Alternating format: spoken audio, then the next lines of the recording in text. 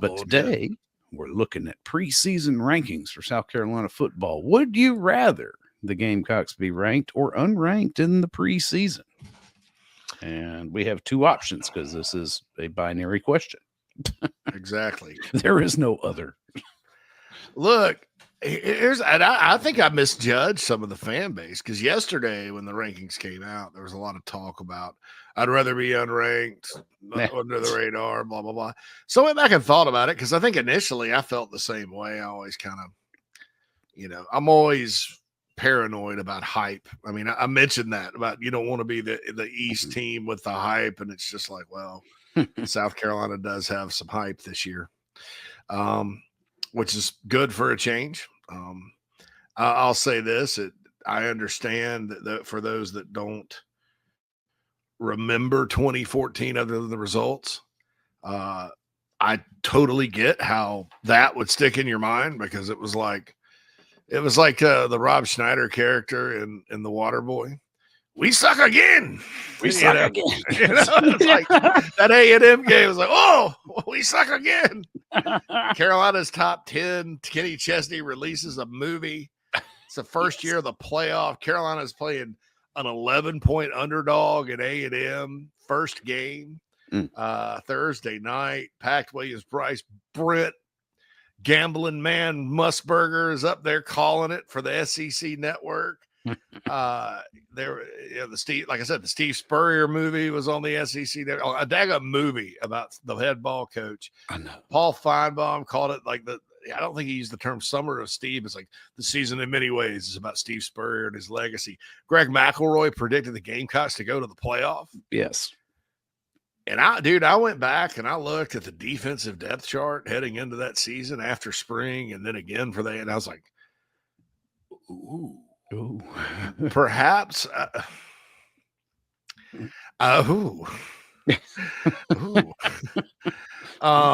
not a surprise, dude. I actually think that unit overachieved in some games. I mean, right? Yeah. Especially the Florida game. I mean, say what you want about Kurt Roper, his only season at Florida. A lot of people mix that up and think he was with Muschamp the whole time. He's just there one season. He improved, and he had a defensive back, Treon Harris, at quarterback most of the time. The Gamecocks went in there and held him to 20 and won 23-20. Same thing with Miami in the bowl. And then, East Carolina easily could have come in and gone up and down the field on the Gamecocks. And I think Lincoln Riley was still there at the time. Carolina won 33-23, and then they had just enough to stop Georgia late to win that 3-point game. I mean, so they, and the Missouri loss was they collapsed, but they had Missouri held to 7 points most of the game before losing 21-20. So I think they overachieved to a certain extent, but after looking at it, there's nothing similar to how the personnel sets up this year than that last year. But that was the last year there was a lot of off-season hype. So some were a little cautious during the discussion yesterday, Phil, when the ranked coaches poll was released. I think I may have overestimated the vocal minority. Yes. Because last time I checked, ranked, I embrace it, was running away with it. So I came out with this couple of 100-word argument for it. I was ready to debate on that. Like, oh yeah, you gotta, because it's just like the people that not the people of the very valid concern about replacing players that have lost. I mean, at some, and look, if you just go by history and what usually happens in college football, yeah, South Carolina normally doesn't, if they lose that many players, there's not been a whole lot of years where, they've been able to just stack them up and go again. But there hasn't been a transfer portal, right. and that's one. And then two, this staff is recruited pretty well. I mean, go listen to the episode of Coffee today. It's all about the class of 2024, which is now 11 strong. It's not a whole lot, but dude, look at the names in that 2024 class and the expectations for this season. And so my point with the roster is at some point, South Carolina's got to lose a bunch of good players and go win games again and not go into a perpetual rebuild. especially when you have your quarterback back and an All-American DN. And 2012, and I think sometimes too, the guy on the sidelines that could just take whoever and win on offense sometimes. You kind of in 2012, it's like, oh yeah, well, we still got Clowney and it's some good players back there. But I mean, you lose Antonio Allen, who had a baller year in 11. You lose Alshon Jeffrey, you lose Melvin Ingram, and you lose Stephon Gilmore. I think Carolina was preseason top 10. They're not going to take a step back. Head ball coach, man. That's right. Marcus Lattimore was back healthy, and Connor Shaw was in his second full year starting. And I mean, nobody even thought twice about it. But that team lost a lot of good players. 2011 to 2012, especially off the defense. I think that was Culliver's last year. Was it Culliver's 2010, 2011? But I mean, so there has been times where that's happened. But it needs to happen most of the time. I'm not saying you'll never have an occasional bad year, because at some point you'll get a portal class that you're counting on that doesn't work out. It's probably going to happen in my estimation. And then you hope you've recruited well enough at the high school level and have a good, some good players where you can win 7-8 games and get to a bowl. You can also be a really dang good team and the ball doesn't bounce your way and you can't catch a break all season, and maybe the other team's not turning it over, and you can go 7-5 and 8-4 and have a fantastic team.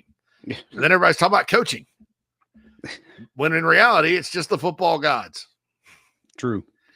Or you may be injured and have a down year. I mean, it just depends. But at some point, the narrative that South Carolina,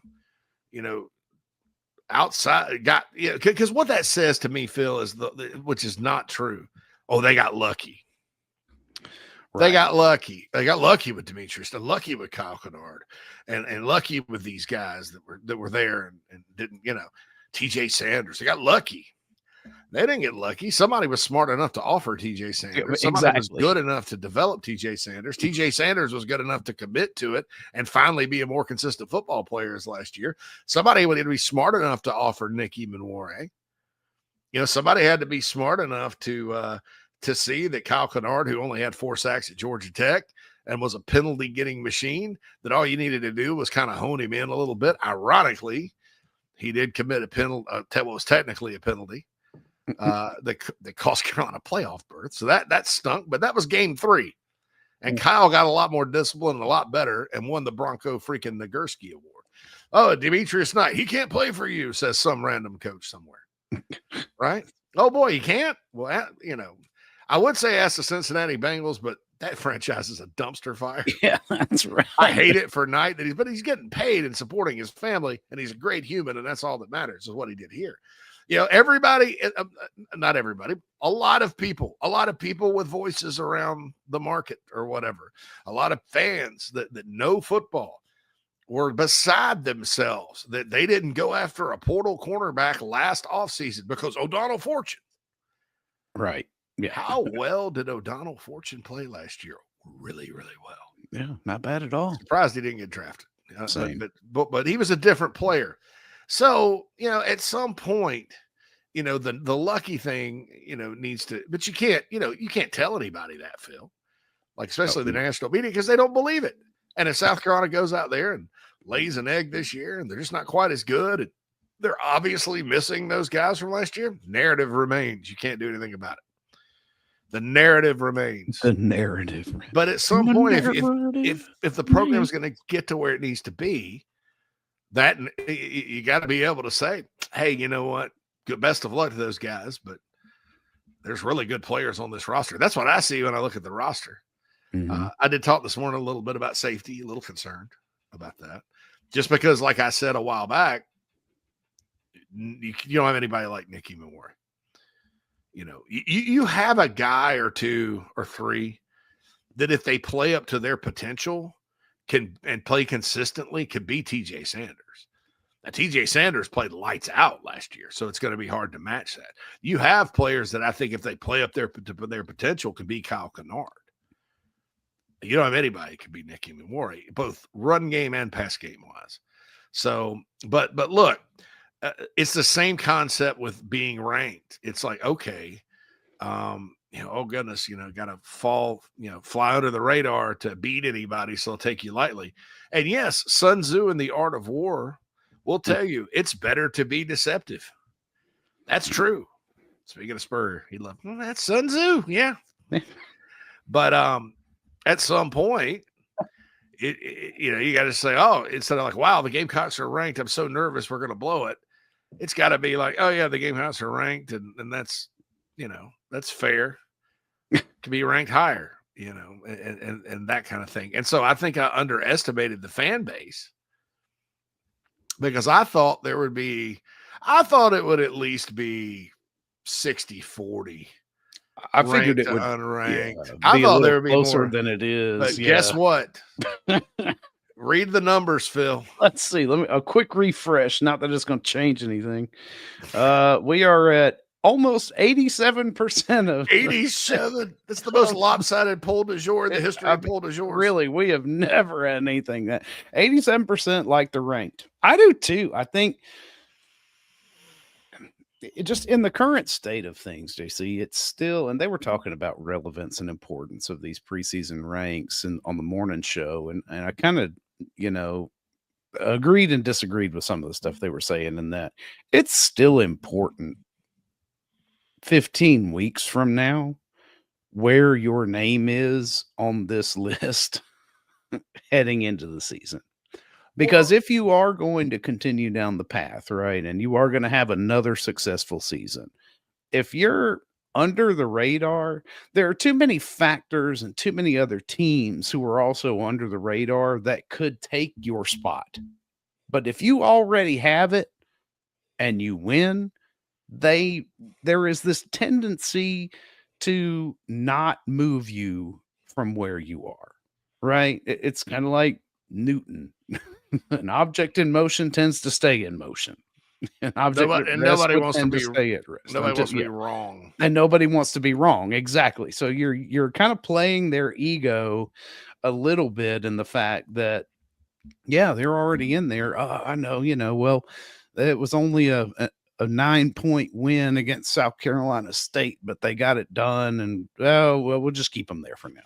Because those early games, they're not paying that much attention. But when it really starts to matter, if you're in the hole, it's hard to climb out of that hole. Yeah, it's the same concept with player rankings. Yeah. It's like, especially like the people voting for the AP poll, which is, we'll get to that. I've got some serious issues with that. But, they don't want to be wrong. So it's like, oh, God, well, so if a team's looking to enter the top 25, let's say they're undefeated and have some good wins, but I'm just not quite ready to put them in.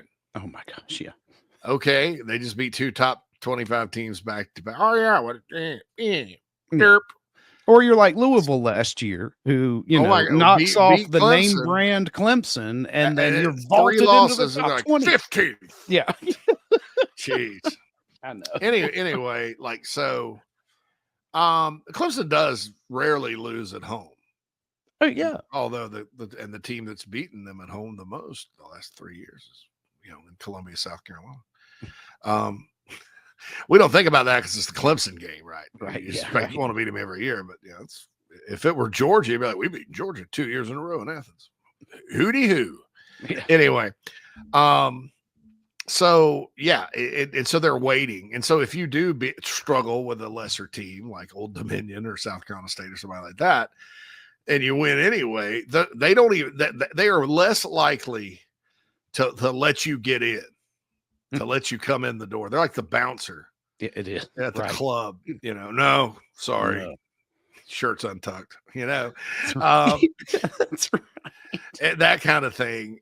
They're less likely to let you in with that, and so it is better to be up there. And also, look, let's not kid ourselves. The college football play. All right. So if you believe that Congress people do not use information they obtain on the job to buy and sell stocks, this is a big deal in Washington now. If you're of the belief that they never do that, right? It may be illegal. Insider trading is illegal, but there's a loophole where people in the Senate and Congress can buy and sell all they want. So if you believe that's above board and not above board, but they're not doing it. Well, they're not really doing that. They're just lucky. So if you believe that, you probably also believe that the College Football Playoff Committee never looks at the other rankings. Never. So that's a wink, wink, nod, nod. So in the minds of those numbskulls, you're in the, especially if they continue to rank. I don't know. They may change it up this year, but continue to rank like last year. So it is always better to be ranked than not ranked. I think Carolina, it's if you kind of look ahead, if Carolina can take it one game at a time, don't necessarily have to start fast, but you have to start with wins. That's right. You have to start well. If you get to 5-0, by the time you get to LSU, you could be. I mean, there is highly ranked. There is a high probability that could be a top 10 matchup. Could be. Well, I mean, look, if LSU is undefeated coming into that game, I believe, if I'm not mistaken, I don't have their schedule in front of me, they'll have wins at Clemson, home against Florida, and at Ole Miss. I think they have those three teams before the Gamecocks, if I'm not mistaken. Check that out for me. I'm looking at it right now. So, that could be a top 5 matchup. Who knows? Of course, Carolina got all the way to number 3 in 2012 and went down there and lost by 2 points. But it'd be Florida at home and at Ole Miss. Yeah. So look, all those are winnable for LSU, but they're all losable too. Right. and after some numbskull down there put the picture of the watchtower on social media, that turned my stomach, dude. It's terrible taste. I think Carolina will be pretty fired up to go down there and play too against those guys after what happened last year. I don't think anybody's forgotten that. No. All right. So that's that. So 87% of the vote is ranked. I embrace it. I'm very proud of everybody for doing that. We're like-minded. I mean, look, I see the other side of it too. I think it's certainly good in basketball. Just pick them last every single year. Well, there's a better mechanism for determining good and bad in that. JC and Mad Dog Mully